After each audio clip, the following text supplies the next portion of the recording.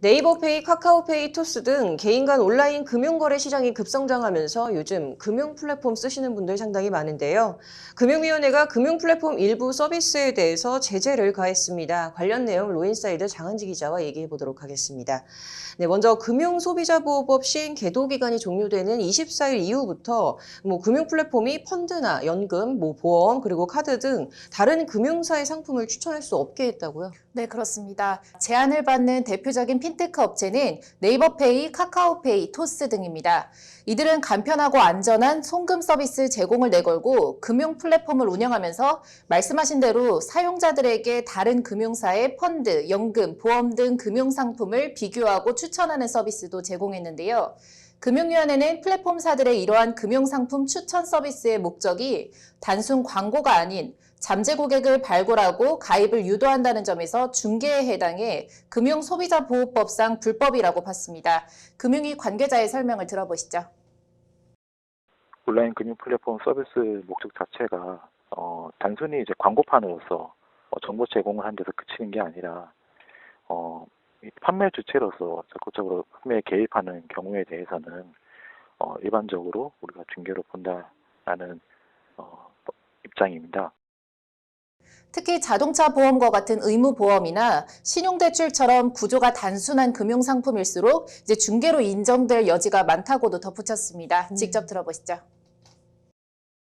자동차 보험 같은 의무 보험이나 신용대출 같이 이렇게 구조가 단순한 차별화가 그렇게 크지 않은 그런 네. 상품일수록 판매망의 역할이 상당히 크기 때문에 그래서 이런 이제 단순한 구조의 상품일수록 그 중개로 인정될 여지가 많을 수 있다.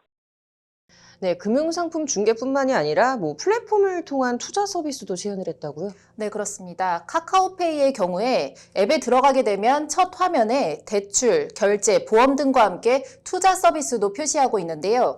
이 역시 미등록 중개라는 것이 금융당국의 지적입니다. 직접 들어보시죠.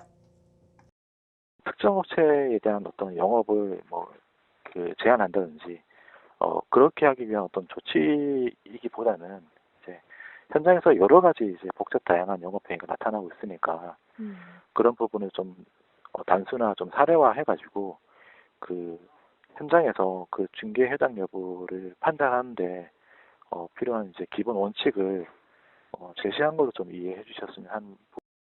네, 중개 금지와 관련해서 지금 금융소비자보호법 관련 규정은 어떻게 되어 있습니까? 네, 일단 금소법은 파생 결합 펀드 그리고 라임 등 이딴 펀드 손실 사태를 계기로 금융 소비자 피해를 줄이기 위한 차원에서 지난해 3월에 제정이 되고 그다음에 올해 3월 25일부터 시행됐습니다.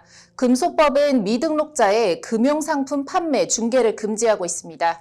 금소법 제24조는 금융상품 판매업자는 금융상품 판매 대리, 중개업자가 아닌 자에게 금융상품 계약 체결 등을 대리하거나 중개하게 해서는 안 된다고 규정하고 있습니다.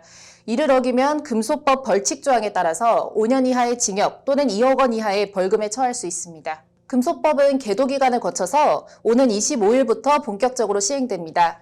이에 따라서 금융 플랫폼사들은 이달 24일까지 중개업자 등록을 마치거나 제공해오던 서비스를 중단해야 합니다. 앞서 토스와 카카오페이 등은 지난 5월 온라인 투자 연계 금융업법, 이른바 온투법 시행을 앞두고 테라펀딩과 같은 P2P 업체와 제휴를 맺고 투자 상품을 소개해주는 서비스도 종료한 바 있습니다. 또 토스의 경우에는 부동산 소액 투자 및 소액 분산 투자 서비스도 종료한 바 있습니다. 근데 이러한 제재가 오히려 소비자의 편익만 좀 줄어든 것 아니냐라는 좀 비판이 나올 수도 있을 것 같아요.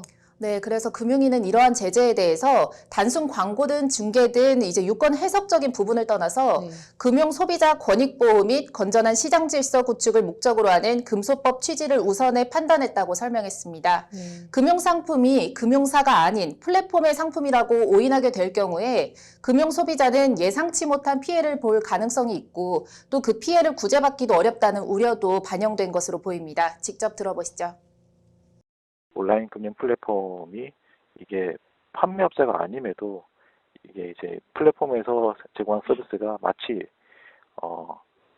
이 금융 상품이 플랫폼에서 제공하는 것처럼 이게 오인할 우려가 상당히 큰 부분이 있었습니다.